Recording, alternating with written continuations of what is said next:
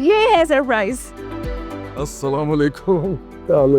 कि जब आपने सुना पहली बार वो क्लिप, और तब आप क्या महसूस कर रहे थे? आपको वो टाइम याद आया जब पहली बार आपने ये गाना जो है कंपोज करवाया था? एक्चुअली ये जो शायरी है ना, ये परवीन शाकिर साहबा की थी, गोरी गरत सिंघार वाला जो पोर्शन है, तो मैंने इसमें अपनी कुछ लाइंस डाल दी, ऐड कर दी। मैं खुद लिखता हूँ अपने गाने। जूड़े में जूही की भी नहीं, बाह में हार सिंगार,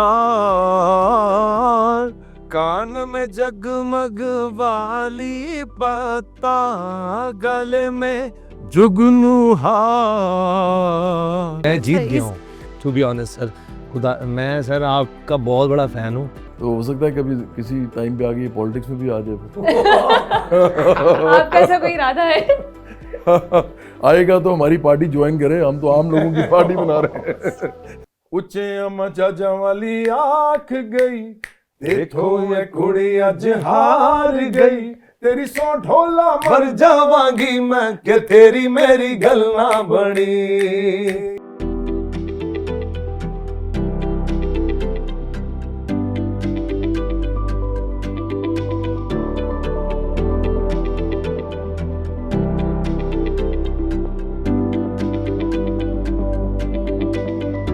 नाज़रीन, जब हम पाकिस्तान म्यूज़िक इंडस्ट्री की बात करते हैं तो पाकिस्तान म्यूज़िक इंडस्ट्री दुनिया की बेहतरीन म्यूज़िक इंडस्ट्री में आती है। हमारे गुलकार ना सिर्फ पाकिस्तान में बल्कि पाकिस्तान के बाहर भी अपनी आवाज़ का जादू चलाते हुए दिखाई देते हैं। बहुत बड़े बड़े नाम पाकिस्तान म्यूज़िक इंडस्ट्री से निकले, जिसको आज भी दुनिया मानती जानती है। आज का मेरा जो स्पेसिफिक प्रोग्राम है वो भी कुछ ऐसे ही खूबसूरत लोगों के साथ है, जिसमें बात होगी म्यूज़िक की, चिट चैट होगी और बड़े हमारे ख़ास मेहमान हैं। तो आइए मेरे साथ, आपको मिलवाती हूँ उनसे।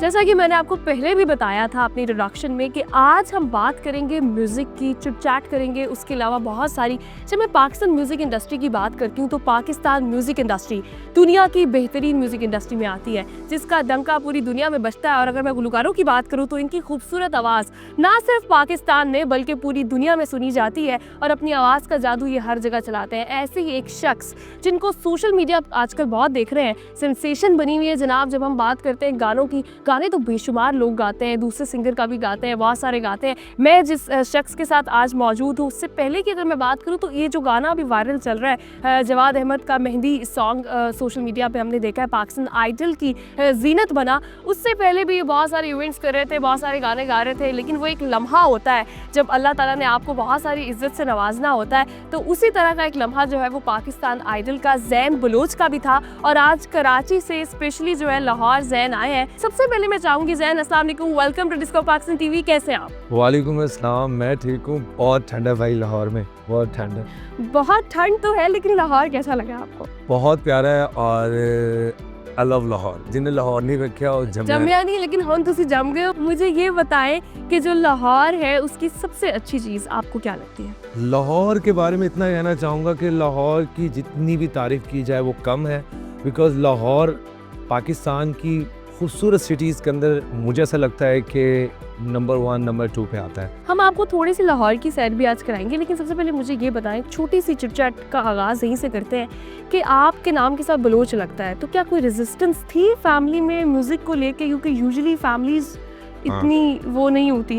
ये तो बहुत अच्छी बात पूछी है कि बलोच फैमिलीज जो होती हैं वो ज़्यादा म्यूज़िक को मतलब कि रिप्रेजेंट नहीं करती हैं, और दूसरी बात है उसको अच्छा नहीं समझती। मैं अपनी फैमिली में वो एक वाहिद बंदा हूँ जिसने लड़ लुड़ के अपने म्यूज़िक के अंदर अपना, वो कहते हैं ना भैया जमाना, अपने पाँव को जमाना, वो वाला सीन है। मेरी फैमिली को बिल्कुल पसंद नहीं है। मैं अपनी फैमिली का एक वाहिद वो शख्स हूँ जिसको सिर्फ म्यूज़िक से प्यार है, ना कि उसको कोई और एक्टिविटीज करने का। आज उनको आप पे फख्र होता है इतनी सेंसेशन? या मेरे वालिद साहब पाकिस्तान नेवी से वो बिलोंग करते हैं और रिटायर्ड हैं। उनको पहले ये चीज़ पसंद नहीं थी, बट नाउ वो मुझे फुली सपोर्ट करते हैं। और जब से मेरी ये परफॉर्मेंस वायरल हुई है, अल्हम्दुलिल्लाह अल्लाह के करम से, जो मैंने 15 से 16 साल इस म्यूज़िक को दिए हैं और मैं चाहता था कि मुझे भी लोग सुने, तो वो अल्हम्दुलिल्लाह आज वो दिन है कि सब मुझे सुन रहे हैं और मतलब कि बहुत ज़्यादा प्यार दे रहे हैं। और मेरी जितनी भी फैमिली है वो मुझे बहुत सपोर्ट कर रही है और मेरे फैंस मुझे हमेशा की तरह प्यार करते हैं। आपको बहुत सारा अप्रिशिएट भी कर रहे हैं। बिल्कुल जी, ऐसे ही है। हम भी अपने इर्द गिर्द देख रहे हैं कि जो ज़ैन की जो फ़ैन फॉलोइंग है वो बहुत ज़्यादा है आजकल। स्पेसिफिकली जो यंगस्टर्स हैं और स्पेशली आपने जो जवाद अहमद का मेहंदी सॉन्ग गाया, तो वो हर गाना जो है वो हर शादी पे चल रहा होता है, तो एवरीबॉडीज फेवरेट। अच्छा, अभी जैन छोटा सा सरप्राइज है आपके लिए, वाओ, तो मैं आपको वहाँ लेके जाऊंगी। कहाँ? Then we will surprise you. अब ये तो सरप्राइज है, अब ये तो मैं आपको नहीं बता सकती कि कहाँ, चलें। लेकिन उस सरप्राइज पे जाते हैं और फिर अपनी बात का आगाज यहीं से करेंगे।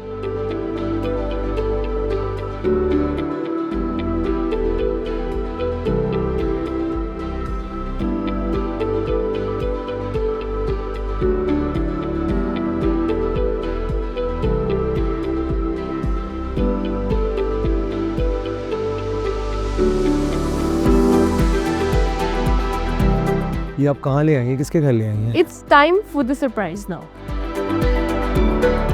जैन मैंने आपको बताया था आपके लिए एक सरप्राइज है, ये है सरप्राइज। अस्सलाम वालेकुम। फैन। बहुत शुक्रिया आपका यार, बहुत शुक्रिया, thank you very much, thank you. So this was आइए, the आइए। surprise we were talking about. Thank you जी, thank you Jawad, thank you so बहुत much. शुक्रिया आप। What a reunion! जब हम बात करते हैं पाकिस्तान म्यूज़िक इंडस्ट्री के हवाले से, तो ना सिर्फ पाकिस्तान में बल्कि हमारे गुलकार पूरी दुनिया में अपनी आवाज़ का जादू चलाते हैं। बहुत बड़े बड़े गाने, बहुत बड़े बड़े नाम आज भी अपनी आवाज़ का जो डंका है वो पूरी दुनिया में बजता है और हमेशा से बजता चला आया, और आई एम श्योर हमेशा बजता रहेगा। ये मैं क्यों कह रही हूँ, क्योंकि आज मेरे साथ दो ऐसे लोग ख़ास मेहमान मौजूद हैं। जब हम उनकी बात करते हैं, सबसे पहले तो Jawad Ahmed, none other than, अगर मैं गानों की अगर लिस्ट यहाँ पे बयान करना शुरू करूँ जो उनके हिट सॉन्ग्स थे, तो रात से सुबह हो जाएगी, लेकिन उनके जो गानों की लिस्ट है वो ख़त्म नहीं होगी। ओ कहंदी सैया मैं तेरी, हाँ, बिन तेरे, मेहंदी, दोस्ती, अ लॉट ऑफ सॉन्ग्स, ना सिर्फ नेशनल सॉन्ग्स बल्कि उसके अलावा हमारे शादियों में उनके गाने बज रहे होते हैं। उसके अलावा भी आज तक मैं अगर ये कहूँ कि एक ऐसा नाम है कि जिसने पाकिस्तान म्यूज़िक इंडस्ट्री को ऐसे गाने दिए हैं जो आने वाली तमाम जनरेशन के लिए मिसाल भी हैं और मिसाल बन भी रहे हैं। वो मैं क्यों कह रही हूँ, क्योंकि उनके साथ ही बैठे हुए जैन बलोच, जिन्होंने रिसेंटली उनका गाना मेहंदी गाया और उसने इतनी धूम मचाई। उसके लिरिक्स एक तो इतने खूबसूरत हैं, और फिर उसके बाद आप जब इंस्पिरेशन लेते हो अपने स्टार सिंगर से, और फिर सबसे बड़ापन जो है वो मुझे लगता है जवाद अहमद साहब का ये है कि उन्होंने इसको अप्रिशिएट भी किया, उस पर बाकायदा वीडियो मैसेज पैगाम जो है वो जैन तक पहुँचाया। तो हमने सोचा कि क्यों ना दोनों को साथ बिठाकर दो जनरेशंस जो है उनके साथ बात करें और आप तक पहुँचाएँ कि कितनी खूबसूरती के साथ आज भी हमारी पाकिस्तान म्यूज़िक इंडस्ट्री और हमारे गुलकार जो है वो किस तरह से हमारा नाम रोशन कर रहे हैं। अस्सलाम वालेकुम बोथ ऑफ यू, कैसे हैं आप? वालेकुम अस्सलाम, बहुत शुक्रिया। मैं तो बिल्कुल ठीक ठाक हूँ और जैन भी बिल्कुल ठीक लग रहे हैं। बिल्कुल जी, ठीक लग रहे हैं, एक्साइटेड लग रहे हैं, और मुझे बहुत ज़्यादा इमोशनल भी लग रहे हैं। उनकी जो बॉडी लैंग्वेज है ना, बिकॉज आप हमेशा इंस्पिरेशन लेते हैं। जब भी आपने जब मेहंदी सॉन्ग गाया, आई एम श्योर कि इंस्पिरेशन होगी, बहुत नर्वसनेस भी होगी कि जवाद साहब ने भी गाया हुआ है, तो इसको कैसे, तो सबसे पहले तो मुझे बताएं कि क्या लम्हा था वो और किस तरह आपने इसको। पहले तो सर इजाज़त है मैं आपके लिए, प्लीज़। मैं सर आपका गाना, ये इससे पहले जो था वो गाना मैं कुछ और गाना चाह रहा था, क्योंकि आई वाज लाइक कि मुझे थोड़ा सा अपबीट सॉन्ग करना है, क्योंकि एलिमिनेशंस है तो कोशिश यही होगी कि सॉन्ग सिलेक्शंस अच्छे से अच्छी होनी चाहिए। तो जब मैंने बोला कि मुझे कुछ या मजाजा दे दें, तो सर शुजा सर ने कहा कि नहीं, अगर मैं कहूँ मुझ पे ट्रस्ट है तो ये वाला गाना कर लो। तो मैंने जब गाना रेडी किया तो मुझे करना था 3 मिनट का गाना, तो मैंने स्टार्ट से गाना याद किया। तो एट द मोमेंट लाइक जब मैं रिहर्सल पे गया और गाना की म्यूज़िक बन रहा है और अभी रिहर्सल टेक है, तो उन्होंने मुझे कहा यहाँ से नहीं, इसको हम थोड़ा चेंज करते हैं, इसको अंतरे से करो। अब मैंने तो एक ही अंतरा याद किया होता सर, अच्छा, मैंने एक ही और जूड़े में जूही की बीनी वाला। तो अब एंड मोमेंट पे चीज़ें चेंज हो गई हैं और मैं परेशान, मैंने कहा ये क्या हो गया, मुझे गाना भी कुछ और करना था और ये गाना मिल गया। और सर ने जब कह दिया, क्योंकि वो सीनियर हैं तो उनकी बात कभी नहीं डाल सकता मैं, तो जब उन्होंने मुझे अपना भरोसा दिया कि ये कर लो, तो मैंने कहा ठीक है बिस्मिल्लाह करो कहते हैं। और रात पूरी रात में जब वो गाना जाके देख के याद करके और मैं रिहर्सल कर ली सर, और अब दूसरा दिन है, हम लोग टेक पर हैं और मुझे सेकंड अंतरा ही याद नहीं हो। सो मेरी एक छोटी सी मिस्टेक भी हुई, मुझे पता है। सर माजरत। नहीं याद है, कोई मसला नहीं। बस कोशिश की है मैंने आपका गाने की, आपकी तरह सर मैं बिल्कुल नहीं गा सकता, आप हाँ ये का मैं हम बहुत बड़ा फैन जवाब साहब पे छोड़ देते हैं। मैं आपसे पूछूंगी, जब आपने सुना पहली बार वो क्लिप, और तब आप क्या महसूस कर रहे थे? आपको वो टाइम याद आया जब पहली बार आपने ये गाना जो है कंपोज करवाया था?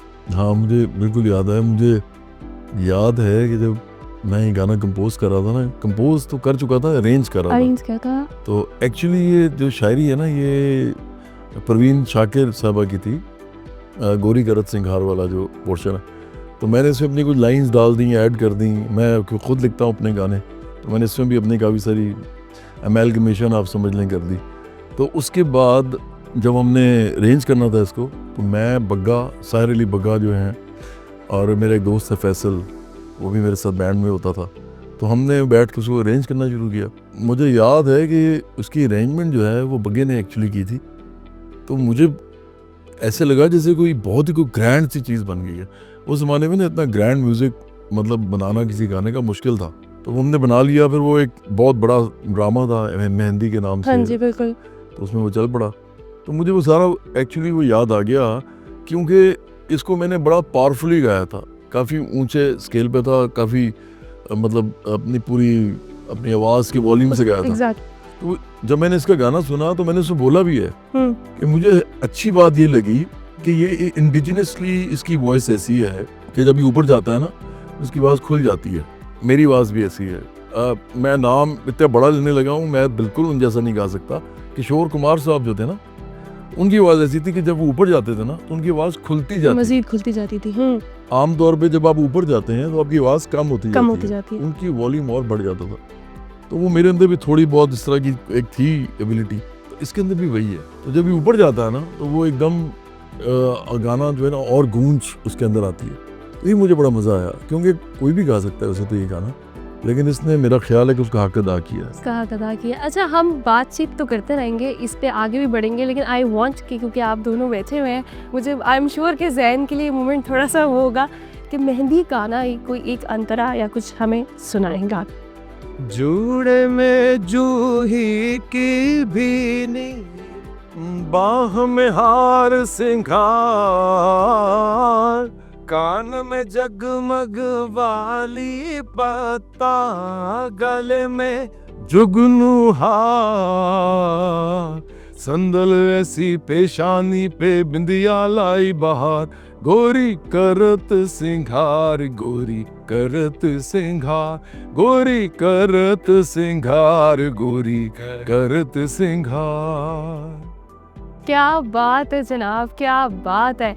अच्छा, मुझे ये बताएं ज़ैन के जब आपको कॉल पे बात करवाई गई जवाब से, यू आर एक्सपेक्टिंग इट, वो क्या मोमेंट था गाना गाने के बाद? पहले तो सर का मैं बचपन से ही बहुत बड़ा फ़ैन हूँ। मैं इनका गाना सुनता था और मुझे रोना भी आया था, क्योंकि मेरी काफ़ी सारी यादें इनके गानों से वाबस्ता हैं। तो इनका एक गाना था बिन तेरे क्या जीना। तो जब मुझे स्टैंडिंग ओवेशन मिली और सर से मुझे लाइव चैट हो रही है, बात हो रही है, तो एक आर्टिस्ट के लिए, एक मेरे जैसे आर्टिस्ट के लिए जो अपनी ज़िंदगी के अंदर ये चाहता है कि वो कुछ बन जाए, और माशाल्लाह इतने बड़े लेजेंड सिंगर उनको जब अप्रिशिएट कर रहे होते हैं, तो मेरे लिहाज से मैं तो पाकिस्तान आइडल भी बन गया। और मैंने ये बोला और मैं रोया बैक पे जाके, मैंने कहा मैं बन गया हूँ। अगर अब मैं एलिमिनेट भी हो जाता हूँ ना, डजंट मैटर, बहुत बड़ी बात है। है। क्योंकि सर ने जब मुझे दुनिया के सामने अप्रिशिएट कर दी है, उन्होंने मेरे लिए वीडियो बनाई है, रिएक्शन वीडियो, और उन पोस्ट कर रहे हैं और सपोर्ट कर रहे हैं, बात होती है। एग्जैक्टली। तो मेरे लिए खुदा की कसम ये बहुत बड़ा, ये मेरे लिए जीत का मकाम है। अब इसके बाद मुझे कुछ चाहिए भी नहीं। इंसान एक बिगिनर आर्टिस्ट जो होता है उसके लिए ये बहुत बड़ी अचीवमेंट होती है। मैंने अपनी लाइफ को, अगर म्यूज़िक को 8-9 साल दिए हैं, वो मेरे लिए बेकार थे। जब इन्होंने मुझे कॉल की सर ने, और मुझे जब इन्होंने मैसेज दिया और वो सारी बात हुई, कन्वर्सेशन हुई, बस मैंने उस टाइम सोच लिया कि अब एलिमिनेट भी हो जाता हूँ तो मुझे, to be honest, I still can see emotions in you, और ये मुझे अंदाज़ा हो रहा है कि कितना बड़ा मोमेंट। मुझे ऐसा लगता है कि वो जो 8-9-10 साल में आपको जितने मर्जी इनामात मिले हो, ये सबसे बड़ा इनाम आपके लिए, आपकी जर्नी का। मैं जीत गया हूँ, टू बी ऑनेस्ट सर। खुदा, मैं सर आपका बहुत बड़ा फ़ैन हूँ। बहुत शुक्रिया आपका, लेकिन वेरी काइंड वर्ड्स। मैं आपने उधर भी मैंने कहा था, लेकिन एक बात आपने ठीक की है यार। असल में ना सारा मामला ये होता है कि आप राइट टाइम पे राइट जगह पे हैं। और वो उसी को हम कहते हैं लक, उसी को हम फॉर्चून कहते हैं, कुछ भी कह लें आप उसको, चांस कह लें, तकदीर कह लें, कुछ भी कह लें। तो वो एक कॉम्बिनेशन होता है, मतलब आप खुद स्ट्रगल कर रहे होते हैं, कुछ और लोग भी स्ट्रगल कर रहे होते हैं, तो राइट टाइम पे राइट जगह पे आपको वो प्रोटेक्शन मिल गई जो आपको चाहिए थी। और आप हो तो अच्छे ही, पहले भी अच्छा ही गा रहे होगे, पर 10 साल जो आपने गाया है वो बहुत अच्छा गाया होगा, लोगों तक नहीं गया ना, अभी लोगों तक चला गया।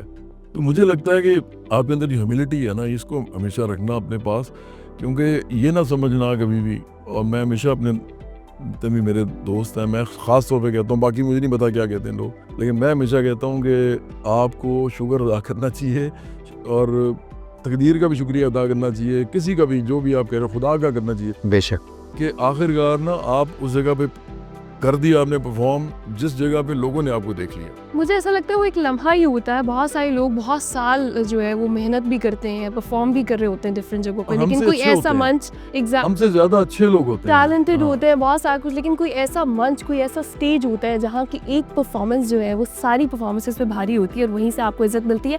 अच्छा, मैं जवाब आपकी जर्नी के बारे में अगर बात करूँ तो आपके बहुत सारे गाने हिट हैं, आज तक चल रहे हैं। पहला गाना जब हिट हुआ तब क्या फीलिंग थी? हमारे ज़माने में ना हिट होना और डायनामिक्स बिल्कुल फ़र्क थे।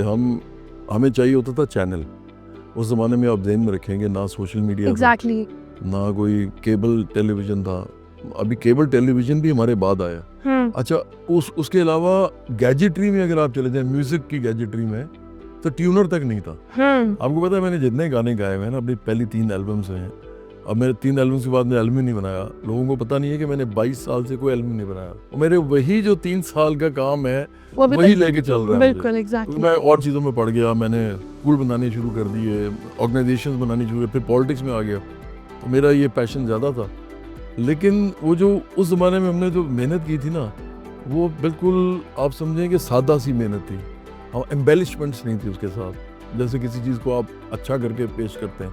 चैनल पे जाना सबसे बड़ा मसला होता था कि किस चैनल पे हमारा गाना चलेगा, और उस ज़माने में 3 चैनल थे, पाकिस्तान टेलीविज़न, फिर उसी का था कि पीटीवी, उसको कहते थे,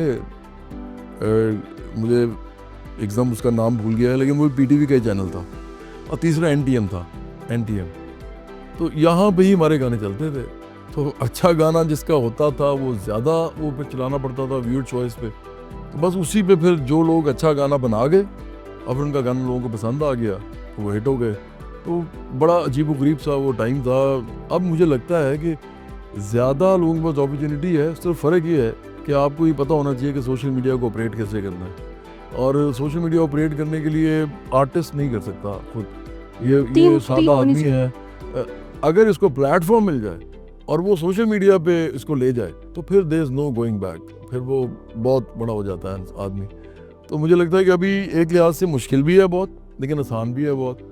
आपको डायनामिक्स का पता होना चाहिए। हमारे ज़माने में मुश्किल ही मुश्किल था, क्योंकि डायनामिक्स का पता होता भी था तो इतनी बड़ी लाइन होती थी, और टीवी चैनल सिर्फ 3 थे, तो आप क्या कर सकते थे, वो काफ़ी मुश्किल काम था। कैनवस जो है वो आपके पास प्लेटफॉर्म्स बहुत कम थे, और उसके ऊपर प्लेटफॉर्म आपने नहीं अपने थे। आप को परफॉर्म, उसके सबसे स्टैंड आउट करना एक बड़ी चीज़ होती थी। कंपटीशन बहुत टफ होता था, कंपटीशन आज भी टफ होता है, लेकिन आज प्लेटफॉर्म इतने ज़्यादा है, वास्ट है। जैसे सोशल मीडिया के ऊपर बहुत सारे लोग हमें नज़र आते हैं, अपनी वीडियोज़ बनाते हैं, और एक आधी वीडियो उनमें से उनकी वायरल हो जाती है, तो वो बड़े उसको अच्छी तरीके से कॉप अप कर लेते हैं। ज़ैन, मुझे ये बताएं कि आपने सिंगिंग को परस्यू किया, और आपने पहले भी मुझे जैसे बताया कि फैमिली की तरफ से बड़ी रेजिस्टेंस थी, देन अगेन यू, तो जब आपने सबसे पहले, आप बहुत सारे इवेंट्स पे भी जाते हैं, वहाँ पे भी लाइव सिंगिंग करते हैं इस तरह, पहला गाना आपने कौन सा सबसे पहले अपने लाइफ में 10 साल पहले जब स्टार्ट किया, कौन सा गाना गाया था, और किस तरह से ये जर्नी आपकी चलती है? जब मैंने म्यूज़िक स्टार्ट किया था तो इंडियन सॉन्ग्स भी बहुत सुनता था मैं, और सर के गाने भी बहुत सुनता था,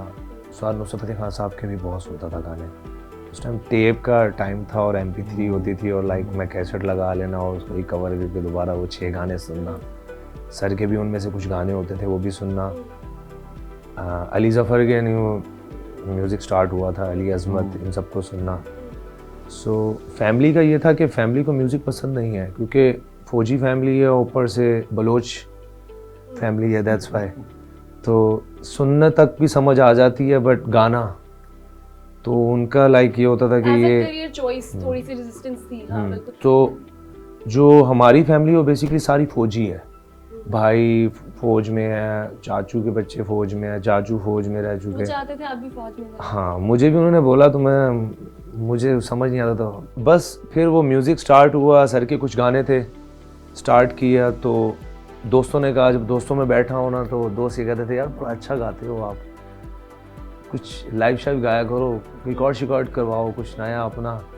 सो अपनी लाइफ का पहला गाना मैंने रिकॉर्ड करवाया था, वो भी कवर जुनैद जमशेद साहब का, वो कौन थी। अच्छा। तो फिर उसके बाद फिर घर वालों ने सही तरह एक दफ़ा फौजियों वाली टिका के कर दी। चला बहुत देख लिया घर किसी वालों ने। अच्छा अच्छा। घर वालों ने देख लिया कि ये भाई तो हमारा बच्चा, हम इसको स्कूल तो भेज रहे हैं हमारा और बच्चा करेगा, हाँ। ये बच्चा हमारा किसी और रास्ते पे जा रहा है। तो बस फिर उन्होंने मुझे बहुत मना किया, इसके लिए मैंने बहुत ज़्यादा मार खाई है, बहुत ज़्यादा। स्पेशली बाबा ने मुझे बहुत मारा है।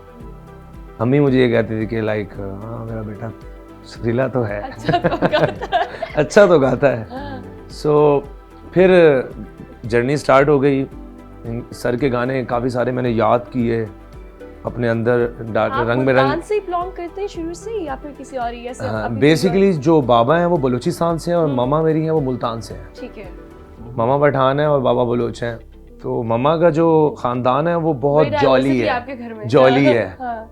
तो वो सराइकी म्यूज़िक सुनना, फोक वगैरह, पंजाबी म्यूज़िक। हाँ। और बाबा की फैमिली की तरफ से कोई म्यूज़िक सुनने वाला नहीं है, वो तो न्यूज़ लगी हुई है, बस वही चल रही है घर के अंदर, अगर टीवी किसी के घर में है तो। एक मजे की बात मैं हाँ जी। आपको बताना चाह रहा हूँ।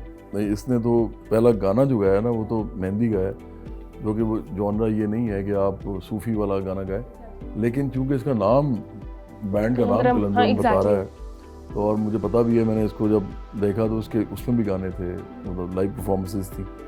तो मेरा तो पहला गाना ही जो था ना सोलो करियर का, वो यही था। मेरा पहला गाना था अल्लाह मेरे दिल के अंदर। तो हाँ, तो वो ये बड़ी मजेदार बात है, क्योंकि कई दफ़ा आपका जो होता है ना सफ़र, वो आपको बिल्कुल दूसरे बंदे में वही चीज़ें, वो ये भी यही कर रहा है, तो हो सकता है कभी किसी टाइम पे आगे पॉलिटिक्स में भी आ जाए। आपका ऐसा कोई इरादा है? आएगा तो हमारी पार्टी ज्वाइन करे, हम तो आम लोगों की पार्टी बना रहे हैं जब, लेकिन अभी म्यूजिक बनाए, अभी ये अपना करियर बनाए, पूरे पाकिस्तान में जाए, दुनिया में जाए, मजीद और बहुत उसके बाद लोगों के लिए कुछ करना हो तो हिट गाने इसमें आए। बनाए। और फिर जो है वो जवाद साहब ने आज उनको ये कह दिया है कि जो पार्टी वो बनाई है उन्होंने, उसमें आपने शमूलियत इख्तियार करनी। अब हम म्यूजिक की तरफ आते हैं, बिन तेरे से शुरू करते हैं, देन उच्चिया मजाजा वाली पे खत्म करेंगे इसको। मैं ये गाना आपसे सुनना चाहता हूँ। तो मैं ऐसे ही करता हूँ, हम भी आपसे सुनना चाहते हैं। आपका जो दिल करेगा, कोई लाइन अगर गाना चाहते हो तो कर दो। You can incorporate if you want to, like. ये मुझे नहीं पता था, ये रामीन ने अभी ये काम किया है, मुझे नहीं पता था कि हमने गाने भी गाने हैं। मुझे भी नहीं पता। लेकिन आप बैठे और गाना ना हो, ऐसा हो नहीं, मैं बिल्कुल करता हूँ। सर का जो वोकल है ना, वो it's पहले still- दिन से लेके अब अभी तक तक yes, it's the sir. Same. और अभी भी नहीं, बहुत माशाल्लाह जो शुक्रिया है वो यार आपका, वही thank you फीलिंग very आती है। उच्चिया मजाजा वाली मैं लाजमी सुन के जाऊंगी, उसके बाद फिर हम इसको एंड करते हैं। मेरा ख्याल है कि मैं खुद आपको कह देता हूँ कि उच्चिया मजाजा वाली हम करके ना, तो आखिरी गाना जो हमें करना चाहिए ना, हम थोड़ा थोड़ा कर लेते हैं, थोड़े दोनों। नहीं हम ज्यादा भी कर सकते हैं। नहीं मैं आई एम उच्चिया मजाजा वाली आँख गई, देखो ये कुड़ी अज हार गई, तेरी सौ ढोला मर जावांगी मैं कि तेरी मेरी गल ना बनी, कि तेरी मेरी गल ना बनी। हो हा। उच्चिया मजाजा वाली आँख गई, देखो ये कुड़ी अज हार गई, तेरी सौ ढोला मर जावांगी मैं कि तेरी मेरी गल ना बनी, हो तेरी मेरी गल ना बनी।